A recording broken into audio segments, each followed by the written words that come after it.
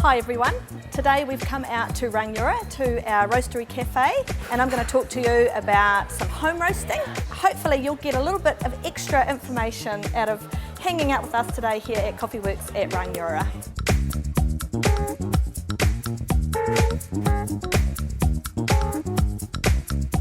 You've seen Josh doing his roasting on the great big roaster, but I guess most of you don't have access to that at home. But if you love coffee and you love experimenting, I suggest that you think about getting yourself a little home roaster. Now they work a little bit differently than the big roaster that you've seen today, which is a big drum roaster, Turkish roaster. But these little roasters here, they are air roasting the coffee. And if you love experimenting, you want to try different flavours, you want to sort of do your own bit of blending and work out what you love about espresso or whatever, however you like your coffee at home, why not give this a go? These are simple. You simply measure in your green bean amount from the little scoop provided, pop it in the chamber, determine what roast colour that you would like. So we're doing a mid-roast colour most of the time because we like the flavours that it brings out in the coffee. So, but you can try and experiment, see what you like. The lighter you go with your roasting, the more acidic the coffee. The darker you go with your roasting, the less complexity of flavours that you get.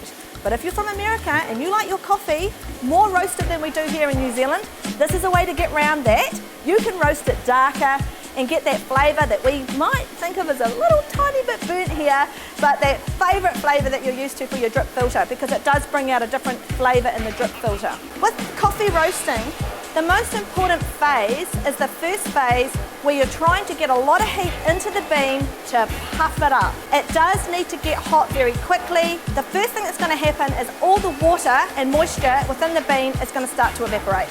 Now, that's why some people actually roast at home in a popcorn maker, because it is the process of heating, like the corn, you know what it does, it starts to pop.